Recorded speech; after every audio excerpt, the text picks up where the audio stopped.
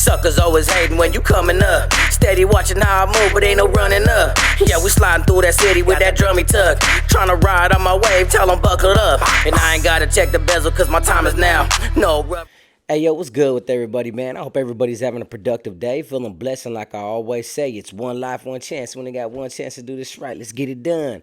So with that being said, shout out to one of my subscribers who got on me on IG, shot me an early birthday present.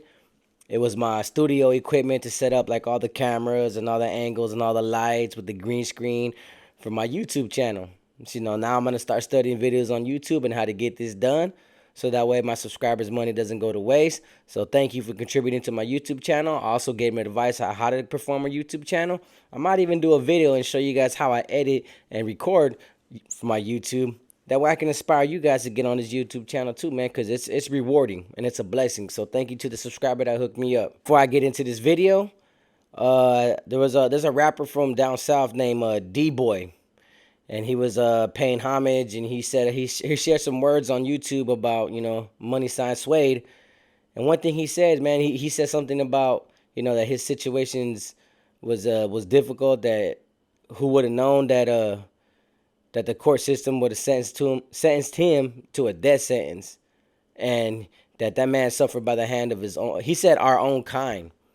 Now, I wasn't sure if he was talking about, Sureños or the gente itself, Mexicanos, but, it hit. And a lot of people were mad. Two people said that I clickbaited it because I put the letter about the one he wrote to his old lady, and how come I didn't speak about it? Well, one, it's because I couldn't read it all the way thoroughly. I'd have to literally sit there and, transcribe it on paper for you guys. But it's also a personal letter to his girl. So I'm not really going to put her business out there, even though she put it out there. It was just an outlining sentence that he said, like, I think this is going to be the end of me. And everybody on social media was like, oh, he predicted that he was going to go out, that he was going to pass away. I'm not going to be one to misinterpret what that man said. It could have meant a lot of things. That's why I didn't really too much elaborate on the letter in itself. The only thing is I did that video, and once the video was done is when I started looking for the pictures, and I found those pictures on Thizzler, and I utilized them just to captivate the audience, not to clickbait. So I'm sorry for those two that are disappointed, but I'm not going to misinterpret that man's words, especially now that he's passed away, of what he meant to say to his girlfriend or his wife or whoever she was to him. That was just a little bit too personal, and I don't want to be impersonal. So with that being said, don't forget to hit that subscribe button, hit that like, always leave a comment. Let me know what you guys think in the comment section. Check the links in the description, man. Thank you. I always wanted to tell this story. This story is pretty funny to me. Yes, it has to do with a trainee. You know what I mean? So let me make you guys laugh for a little bit. Y'all like my dummy stories, my weird stories, my JCat stories. This one's a JCat story. I'm not even gonna lie to you, man. I was in a ad seg, me, and there was like 5 or 7 compas. Marcelli was danger at the time. We had no TV because we were on C status, and a trainee came off the yard from Salinas Valley and landed next to me in our cell, right? So as common courtesy, we introduce ourselves. We get to know the person. I don't discriminate, that's his preference. The thing about it is he got a lot of surgery done on the streets, but he still had his banana. You know what I mean? Like, tomate tu banana, that banana. He had a banana still. So, he was, he had a fruit basket back there, but he also had a banana. So that's the best way I can put it. Now, anyways, get to know the guy. Pretty cool, chopped it up on the yard, but that man always had to go out to the yard and his boxers just hugging the cakes, bro. I'm like, man, bro, like, I'm not even trying to turn into this kind of person, bro, but Jesus, when I mean, like, he got the surgery, I mean, it was plump, it was big. You can't help but not notice, bro. The boys walking by in boxers that are probably just tied on them like briefs. Y'all remember that movie Senseless with Marlon Wayans? When his senses were enhanced and he seen that girl with the booty on a street corner, and he zoomed in and he was like, damn. That's how a lot of people were looking at this guy. Cool, got to know his story. He didn't have a TV either, so we'd always joke around with him, make fun of him, and he would joke around with us, clown us, and so on and so forth. Nice to see everybody on the yard, just ask him to twerk and do all that crazy stuff. And I was like, man, this is just a whole nother level of of just basura, bro. Like, look. That's why Mainline make fun of us, bro, because we're doing stuff like this. All these guys, and I used to see fools in the other cages, like, man, what's up, man? Come sell up on me, man. Come on, sell up. I got canteen. I got canteen. Fools be shooting their shot like he was really a hyena.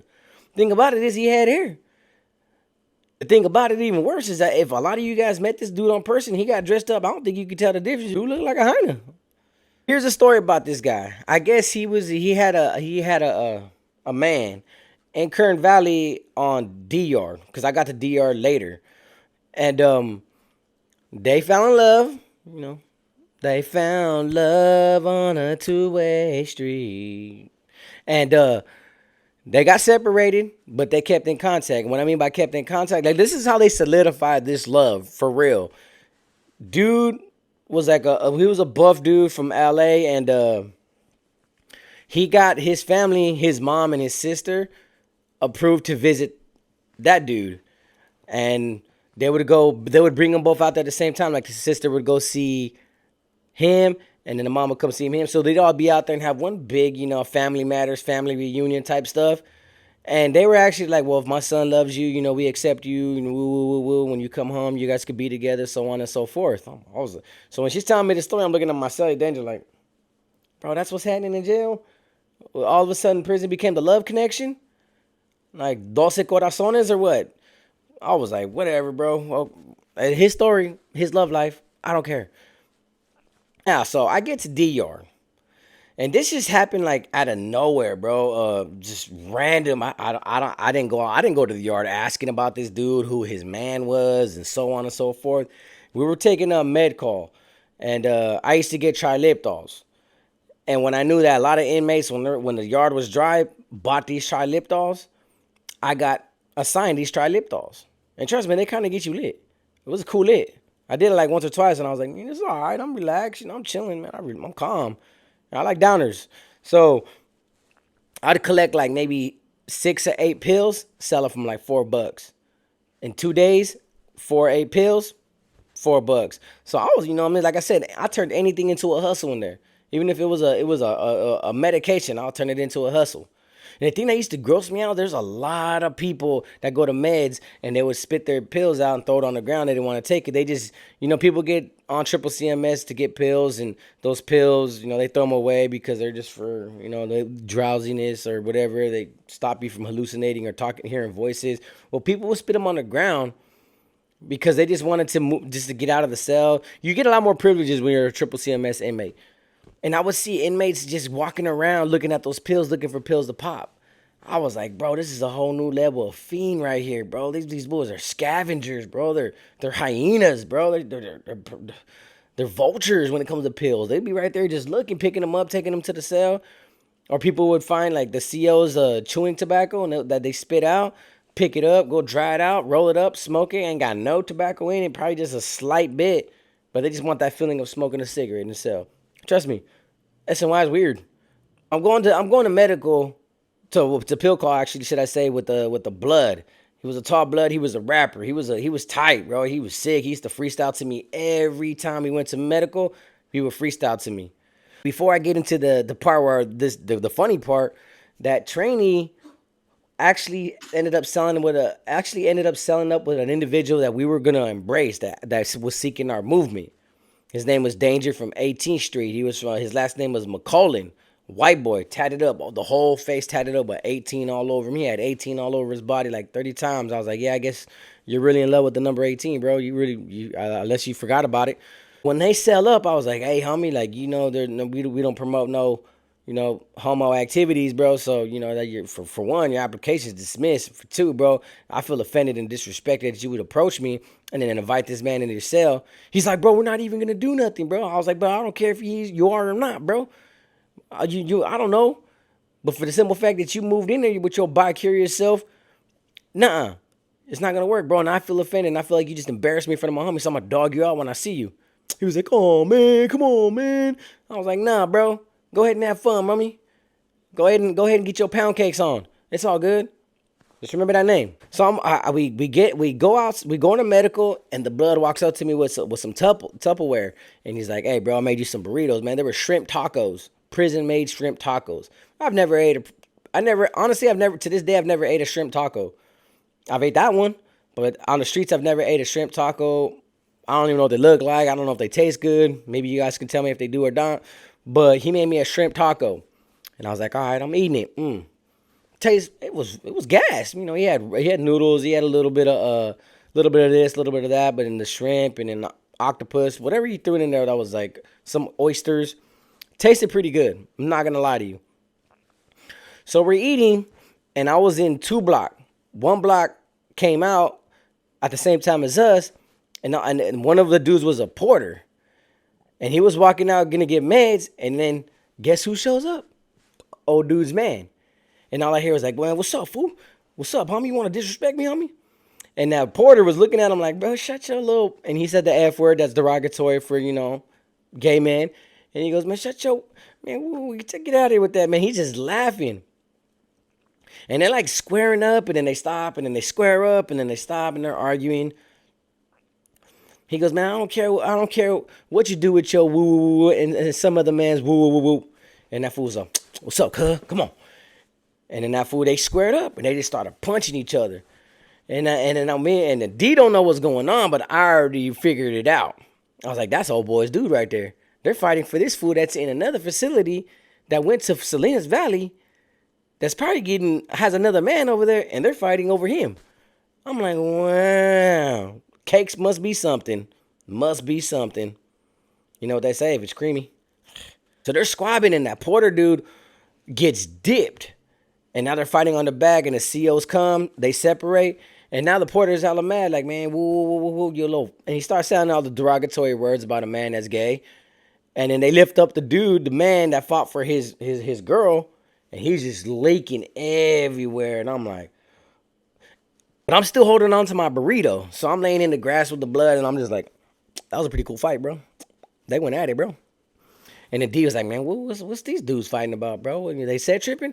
So I had to break it down to D, and D was like, "Come on, man, that's what they doing this for, bro. Oh man, yo." And he started cussing them out loud. He was like disrespecting both of them, like, "Y'all some woo woo woo woo woo woo. Y'all my boo woo woo woo woo." Man, I'm just laughing because he's coming out with like these funny jokes that I can't really repeat for YouTube purposes, but he was making me laugh.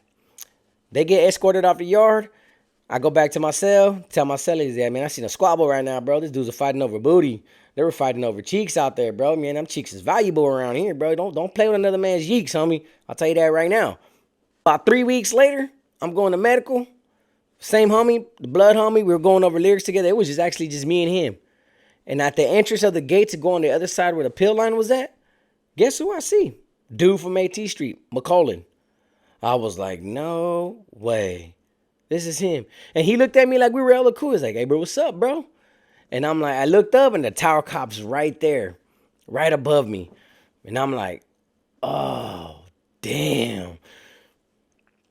I didn't tell the blood what I was going to do. And I walked up to him, and I was like, "Hey, yo, what's up, fool?" Blah, blah, blah, blah. Just dropped him right there. Bam. And then he covered up. He's like, "Bro, stop it. Stop it." And I'm on top of him. And then I'm like, damn, he's going to shoot me right now. He's going to shoot me. The alarm goes off. I'm just serving him. You know what I mean? And all I hear is boom. And he hit my back. And when he hit my back, I felt like my whole back become paralyzed. And I just remember my body going, I couldn't breathe, knocked the air out of me. So I'm walking I'm walking towards the grass looking like a scarecrow, like, and I lay down like, and they come and cuff me, but I can't stand up all the way because my back hurts. So I'm arched over, and the homie's like, "Yeah, all right." And I was like, "Man, that hurt like a," and he starts laughing, bro. And he's like, "You want me to tell your celly anything?" I was like, "Yeah, bro, I don't think I'm coming back, bro. Just time to pack my stuff, bro, and send me with a little something. I go to medical. For medical, I go to the hall for battery on the inmate. Why? Because he didn't fight back. So I had to go right back to the shoe again. And I was only on the yard maybe around that time, like 3 months. 3 months. It's ironic how the world's small. How that's the one thing about the SNY yard is like people run away from their problems, but they're always gonna end up on a yard where it just comes back to you. What goes around comes around. It comes back to you. I ran into so many people I said I was gonna whoop on. Didn't even expect to find him, and then one day we're just walking to medical, or we're walking the yard, and I look and I'm like, "That's him right there. Oh, it's on now. Boop boop boop boop boop boop boop." But that's what I beat him up for. Yeah, it's pretty pathetic. I think it's the same. I think it's the same difference as the other two fighting over a man's yeeks. I beat him up because I felt he disrespected me, but it was because he was taking another man's yeeks. So in all actuality, it was probably I might be fighting him over the yeeks that I probably couldn't get. Who knows, bro? But I fought him because he disrespected me and he tried to join my movement, and then he went on ahead and got in another man's dumpling. So that's how I took it. But I thought I'd make you guys laugh because, I made this story a little comedic so you guys can get a kick out of it and know it wasn't about Ruby, okay? Okay. So, hope you guys laugh. Hope you guys enjoyed that video. Be practicing another video pretty soon. So, with that being said, like I always say, it's one life, one chance. When they got one chance to do this right, let's get it done. Peace.